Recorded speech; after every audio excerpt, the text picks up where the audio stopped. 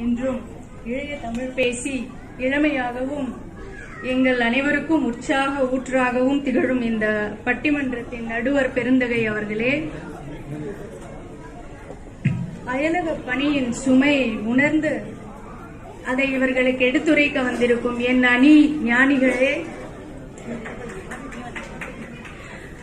அயலக பணி சுவை என்று இன்னும் நம்பிக்கொண்டு இவர்களை எல்லாம் நம்ப வைக்க முடியும் என்று தப்பு கணக்கு போட்டு இங்கு வந்திருக்கும் எதிரணி அன்பர்களே மற்றும் மலேசிய வாழ் தமிழ் நெஞ்சங்களே மற்றும் இங்கு குழுமியிருக்கும் மான்றோர்களே, சான்றோர்களே, உங்கள் அனைவருக்கும் எனது முதற்கண் வணக்கத்தை தெரிவித்துக் கொள்கிறேன். ஐயா, இந்த அயல் நாட்டுல வேலை பார்க்கறவங்க எல்லாருக்கும் பிடிச்ச இடம் பிடிக்காத இடம் ரெண்டும் ஒன்னேதான்.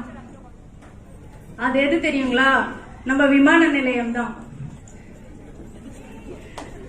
ஒவ்வொரு தடவையும் ஒரு வருஷத்துல 10 நாள் மொத்தமா எல்லாரும் வீட்டுல இருக்க குழந்தைங்க, ஹஸ்பண்ட், ஒய்ஃப் எல்லாருமே சேர்ந்து கிளம்பி ஊருக்கு ஏதாவது ஒரு சுப நிகழ்ச்சிக்காக போவோம் வருவோம்.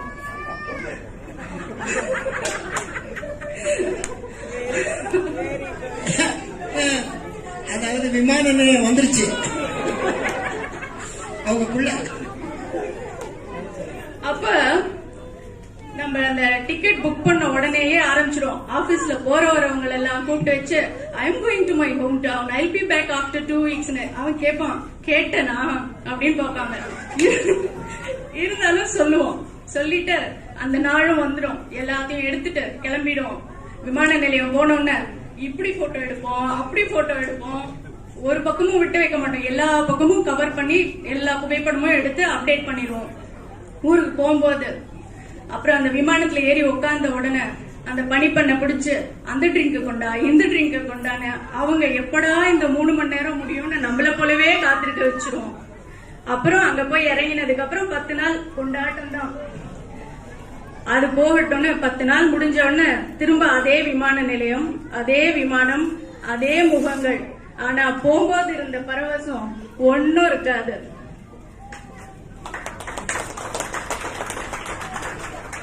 அப்ப அந்த முகங்கள்ல தெரிஞ்ச வலியையும் வேதனையும் நீங்க பாத்திருக்கீங்களா ஐயா? இப்ப பாருங்க ஐயா, அந்த முகங்கள்லயும் கூட அது தெரியும்.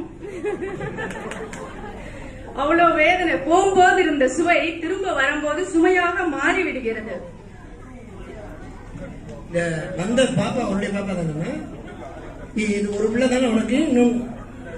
இன்னொரு பையன் இருக்கானே? சன் இருக்காரு. அதான் சொன்னேன். அவன் எங்க இருக்கான்? அவரு மதுரையில படிக்கிறாரு. அவர் மதுரையில படிக்கிறாரு. அதனாலதான் பாருங்க சுமை. இப்ப ஒரு வழியா ஊருக்குலாம் போய் திரும்பி வந்துருவோம். 10 நாள் லீவ் எல்லாம் முடிஞ்சிரும். அதுக்கப்புறம் யாராவது அவங்க வீட்டுல ஏதாவது சுப நிகழ்ச்சி, யாருக்காவது உடம்பு சரியில்லைன்னு எப்படி கூப்பிட்டாலும் போக மாட்டோமே. ஏன்? இங்கதான் எல்லா விடுப்பும் முடிஞ்சு போச்சு. இனிமே பணம் மட்டும் இல்ல, விடுப்புகளையும் எண்ணி எண்ணி செலவு பண்ணுவோம் நாங்க. அது எவ்வளவு பெரிய சுமை தெரியுங்களா? இங்க உட்கார்ந்து மனம் வருந்தி இல்ல அங்க நடக்கிற சுப விஷயத்துக்கு இங்க உட்கார்ந்து சந்தோஷப்பட்டுக்கிட்டு எப்படி முடியும்? எனக்கு என் தங்கச்சி குழந்தைங்க இருக்காங்கன்னா அதுங்களை போய் எடுத்து என் மடியில வச்சு அதுங்களுக்கு சோறு ஊட்டி அதுங்கள அழகா சிரிக்க வச்சு நானும் அவங்களோட சேர்ந்து சிரிச்சு கதைகள் சொல்லி வாழ்றதுதான் சந்தோஷம். அதை விட்டுட்டு வாட்ஸ்அப்ல பாத்துட்டு அவங்க சிக்னல் கிடைக்கலன்னு சுத்தி வீட்டை தான் காட்டுவாங்களே தவிர்த்து பிள்ளைகளை காட்ட மாட்டாங்க. இதுல எப்படி சுகமா இருக்கும்னு சொல்ல முடியும்? இது பெரும் சுமைதான்.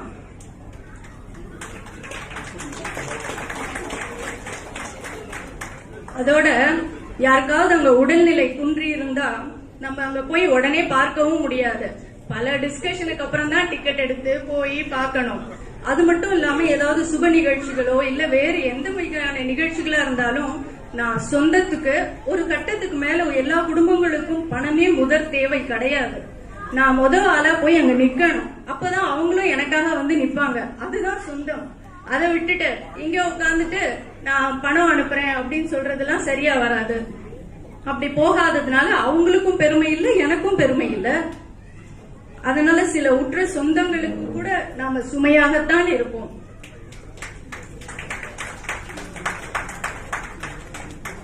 அதோட இப்ப தீபாவளி உலக பண்டிகையாச்சு, எல்லா நாட்டிலயும் லீவ் கொடுத்துடுறாங்க. ஆனா இந்த தமிழனின் தனிச்சிறப்பான பொங்கலை நினைச்சு பாருங்க. பிறந்ததுல இருந்து 4 நாள் கொண்டாடின பண்டிகை இப்ப ஒரு நாள் விடுப்பு கூட கிடையாது. எப்படி நம்ம கொண்டாடுறது அந்த பண்டிகைய? அலுவலகத்துல முக்கியமான வேலைகள் இருந்ததுன்னா கிளம்பிதான் ஆகணும். அப்ப பிள்ளைங்களை அதாவது போற இடத்துக்கு ஒவ்வொரு இடத்துக்கும் ரெடி பண்ணி அனுப்பிச்சுட்டு நம்மளும் கிளம்புற நேரத்துல என் கணவர் வருவார். பொங்கல் பண்ணலையா அப்படின்னு கேட்பாரு. நான் சொல்லுவேன், இன்னைக்கு புதன்கிழமை 2 நாள் ஆட்டம், சனிக்கிழமை செய்யறேன்னு சொல்லுவேன். அவர் சொல்லுவாரு, பொங்கல் அன்னைக்கு பொங்கல் சாப்பிட்டாதான் அது பொங்கல் அப்படின்னு சொல்லுவாரு. அடுத்த நாள் சாப்பிட்டா அது டிஃபனா. என்ன செய்ய? இது போல சொந்தங்களுக்கு நம்ம சுமையா தான் இருக்கும். இது எப்படி முடியும்? ரொம்பவும் கஷ்டமான சுமை. அதுவும் யாருக்கும் நம்மள பிடிக்கிற மாதிரி நம்மளால நடந்துக்க கூட முடியாது. இப்படி என்ன சரி பரவாயில்ல, காலையில தான் கொண்டாட முடியல, சாயந்தரம் ஏதாவது சில பூஜைகள் எல்லாம் செய்வோம் அப்படின்னு நினைப்போம். ஆனா மாலையில் என் கணவர் வீட்டுக்கு வரதுங்கிறது அத்திவரதர் வெளியே வர மாதிரியான ஒரு விஷயம். அபூர்வ நிகழ்வு.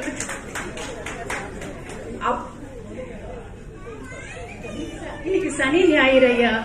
நான் சொல்றது வார நாட்களில் ஏதாவது பூஜை வந்துட்டுதுன்னா அத்திவரதர் வர மாதிரி அபூர்வமான நிகழ்வு. அவரு பொதுவாவே ராபிச்சக்காரன் இல்லைன்னா ராத்திரி வர டைம் தான் வருவாரு.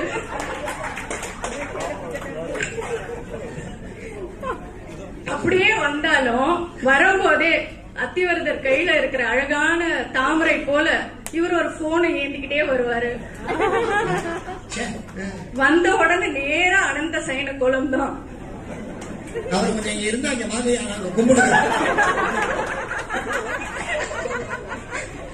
இப்படி இருக்க சூழ்நிலையில ஐயா, உங்க காலத்துல குழந்தைங்க கூட்டு குடும்பத்துல அழகா அன்பா வாழ்ந்தாங்க. எங்க காலத்துல அம்மா அப்பாவோடையாவது வாழ்ந்தாங்க. இப்ப குழந்தைங்க காப்பகத்துல அவங்களா வளர்றாங்க. இதுல வேற சுபா கணேஷ் சொல்றாங்க, அந்த கிளாஸ்க்கு அனுப்புறேன், இந்த கிளாஸ்க்கு அனுப்புறேன். ஏமா அனுப்பணும்? நம்ம வீட்டுல இருந்தா நம்மளே சொல்லி கொடுக்கலாம்ல. டான்ஸ் நீங்க சொல்லி கொடுத்தா நல்லா வரும். அப்படியே பாவம் அவங்க பாட்டு. அந்த காப்பகத்துக்கு வேற சில இடத்துல பேர் என்னன்னா பாட்டி வீடா. அந்த பாட்டி வீட்டுக்கும் நான் காசு கட்டி தான் அனுப்ப வேண்டி இருக்கு. சரி, அந்த பாட்டியை தான் கொண்டு வந்து இங்க வச்சுக்கலாம், நம்ம கூடயே வச்சுக்கலான்னு பார்த்தா ஐயா விசா டிக்கெட்னு பல தொல்லைகள். ஐயா, நீங்க சரியான விசால தான் இருக்கீங்களா? நான் ஐயனார் தேவன் இருக்கேன்னு வச்சுக்கிறேன். சரி, இங்கதான் இத்தனை பேர் வந்திருக்காங்கல்ல ஐயா, இவங்க சில பேர் சுவைன்னு நினைக்கலாம், சுமைன்னு நினைக்கலாம். இவங்கள எத்தனை பேர் இங்க வீடு வாங்கியிருக்காங்க மட்டும் கேளுங்க. நான் வாங்கலப்பா. அதான் ஒருத்தர் வாங்கியிருக்க மாட்டாங்க. ஏன்னா இவங்க எல்லாம் புத்திசாலிங்க. இங்க உள்ள வாழ்க்கை சுமை, அங்க உள்ள வாழ்க்கை தான் சுவைன்னு அவங்களுக்கு தெளிவா தெரியும். அதனால ஒருத்தரும் வாங்கியிருக்க மாட்டாங்க. இதுல வேற அவங்க சொன்னாங்க பாருங்க, நாங்க அங்க இங்க சம்பாதிச்சத போய் ஊர்ல பயங்கரமா நன்மைகள் எல்லாம் செய்வோன்னு. நான் ஒண்ணு சொல்றேன் கேட்டுக்கோங்க. இந்த வீடெல்லாம் அங்க வாங்கிடுவாங்களா, மாசம் மாசம் இஎம்ஐன்னு ஒண்ணு அனுப்புவாங்க ஐயா. 25ஆம் தேதியில இருந்து 5ஆம் தேதி வரையும் பூரா பயலும் வெப்சைட்டை ஓபன் பண்ணி வச்சுட்டு எக்ஸ்சேஞ்ச் ரேட் எப்போ 16ல இருந்து 17ஆவது 17ல இருந்து 18ஆவது அப்படியே பாத்துக்கிட்டே உட்காந்துருக்காங்க. இது நம்ம குடும்பத்துக்கு மட்டும் இல்ல, நாடுங்கிற பெரிய குடும்பத்துக்கும் நம்ம செய்யற சுமைதான். எப்படா அங்க பண மதிப்பு இழப்பாங்கன்னு பாத்துட்டு இருப்பாங்க. அடிச்சு கூட சொல்லுவாங்க, ஐயா நம்பிடாதீங்க, இவங்க அங்கெல்லாம் நன்மை செய்யறேன்னு. இப்படி செய்யறவங்களா செய்ய முடியும் சொல்லுங்க? நம்பிடாதீங்க. இது நாட்டுக்கும் பெரிய சுமைதாங்க ஐயா. இப்படி எல்லாம் ஊருக்கு ஒரு பட்ஜெட், இந்த ஊருக்கு ஒரு பட்ஜெட், இந்தியாவுக்கு ஒரு பட்ஜெட்னு போட்டு வாழ்ற நாம எங்க இருந்து புறநானூறு பாட்டு பாடி பட்ஜெட் போடுறது சொல்லுங்க ஐயா? இதை விட ஒரு பெரிய சுமை இருக்குயா, உங்ககிட்ட சொல்லியே ஆகணும். நான் பட்டுப்புடவையே வாங்குறது இல்லையா. எங்க கட்டிட்டு போறது? இங்க இருந்துட்டு ஏதோ நல்ல வேளை ராஜா இங்க நம்மளுக்கு பட்டிமண்டபம் நடத்தினாரோ, நான் இன்னைக்கு ஒரு பட்டுப்புடவையை கட்டிட்டு வர முடிஞ்சது. அதனாலதான் ராஜா கிட்ட நான் கேட்டுக்கிறேன், உங்க தலைமையில இனி அடிக்கடி நிறைய பட்டிமண்டபம் நடத்தணும், நான் நிறைய பட்டுப்புடவை கட்டிட்டு வரேன். ராஜா, நான் இங்கே ஒரு கடையே ஓபன் பண்ணலாம். சென்னையில வேலை பாக்குற என் தங்கச்சி எல்லாம் 40-50 பட்டுப்புடவை வச்சிருக்கா. எனக்கு அப்புறம் கல்யாணம் பண்ணவர் என்ன நினைச்சு பாருங்க. அதனாலதான் அது கொஞ்சம் நீங்க கேட்க வேடிக்கையா இருந்தாலும் கொஞ்சம் நுட்பமாக பாத்தீங்கன்னா, புடவைங்கிறது என்னோட பண்பாடு, என்னுடைய மரபு. அதை என்னால இங்க சரிவர செய்ய முடியல. அலுவலகத்துக்கு புடவைய கட்டிட்டு போனா மொத்த ஆபீஸும் எம் சுத்தி தான் உட்கார்ந்து இருப்பாங்க. What is this, where did you buy this, how much is this, இத்தனை கொஸ்டினுக்கு நான் ஆன்சர் பண்ணணும். அதோட இப்ப எனக்கே இந்த மரபு கொஞ்சம் தான் தெரியும். இப்ப இதை நான் எப்படி என்னுடைய அடுத்த தலைமுறைக்கு எடுத்து செல்வது, இது எனக்கு நிஜமாவே பெரும் சுமை. பல விஷயங்களை என்னால அவங்களுக்கு எடுத்து செல்ல முடியல, என் குழந்தைகளுக்கு சொல்லி தர முடியல. போன வருஷம் வீக்கெண்டுனால நீ இந்த செலிப்ரேட் பண்ண, இந்த வருஷம் செலிப்ரேட் பண்ண மாட்டியாமா அப்படின்னு கேக்குற என் பையன் கிட்ட நான் என்ன சொல்ல? சோ அது ஒரு பெரும் சுமையா தான் இருக்கு. இந்த மரபுகளையும் பண்பாடுகளையும் கலாச்சாரத்தையும் அடுத்த தலைமுறைக்கு எடுத்து செல்வது என்பது எனக்கு மிக பெரும் சுமை. ஐயா, 10 வருஷம் முன்னாடி எனக்கு அப்ப கல்யாணம் ஆல. ஒரு நாட்டிலிருந்து இன்னொரு நாட்டிற்கு வேலை நிமித்தமாக போய் கொண்டிருந்தேன். அப்ப என் பக்கத்துல ஒரு ஆங்கிலேய பெண் உட்கார்ந்தாங்க. அப்புறம் நம்ம என்ன 15 மணி நேரம் அவங்களோட நம்ம அடுத்து போகணும், பயணம் பண்ணணும், அதனால நம்ம பேசுவோம் இல்லையா. அப்படி நான் பேசினேன். அவங்க என்கிட்ட கேட்டாங்க, எங்க போறேன்னா, நான் இந்த மாதிரி வரேன், வேலை செய்து இருக்கேன், வேலை நிமித்தமா வேற ஒரு நாட்டுக்கு போயிட்டு இருக்கிறேன் அப்படின்னு சொன்னேன்.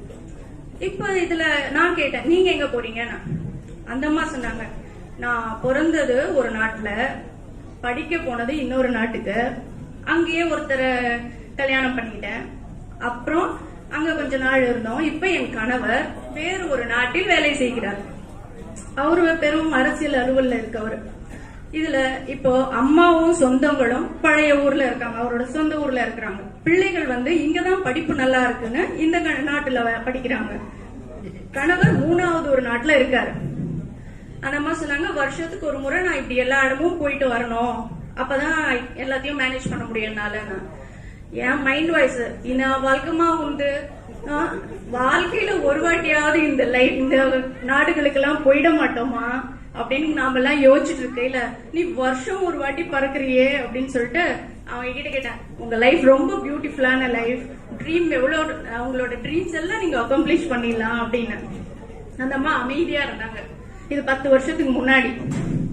அவங்க அப்ப 45-50 வயது இருக்கும் அவங்களுக்கு. அமைதியா இருந்துட்டு கொஞ்ச நேரம் கழிச்சு அவங்க ஒரே ஒரு வார்த்தை தான் சொன்னாங்க, living abroad is not a beauty, it is just an attraction. அயல் நாட்டுல வேலை செய்யறது அழகு இல்லமா, அது ஒரு கவர்ச்சி. அந்த கவர்ச்சி குறையும் போது சுவை அனைத்தும் சுமையாக மாறிவிடும் அப்படின்னு சொன்னாங்க. அப்ப எனக்கு அது புரியல. நீங்க சொன்னீங்க பாத்தீங்களா, என் பையன் இப்ப மதுரையில படிக்கிறான்னு, இப்ப புரியுது எது அழகு எது கவர்ச்சி. ஆமா, கவர்ச்சி குறையக்கூடியது, அழகு என்றும் நிரந்தரமானது. ஐயா, இதுல வேற ஒருத்தவங்க சொன்னாங்க, இங்க வந்தா நண்பர்கள் கிடைப்பாங்களாம். அப்படியே எப்பா எத்தனை, ஏன் உங்களுக்கு ஊர்ல நண்பர்களே இல்லையா? சரி, நல்லதுதான், கண்டிப்பா ஐயா, நல்ல நண்பர்கள் நம்மோடு நிற்பது பலம். அதையும் தாண்டி கூட நல்ல சொந்தங்கள் சுற்றி நிற்பதுதான் வரம்.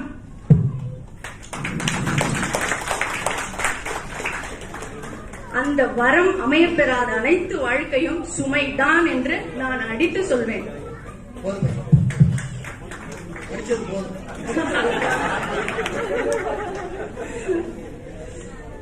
எனவே வாய்ப்பளித்த அனைத்து நல்லுள்ளங்களுக்கும் நன்றி பகிர்ந்து விடைபெறுகிறேன். நன்றி, வணக்கம்.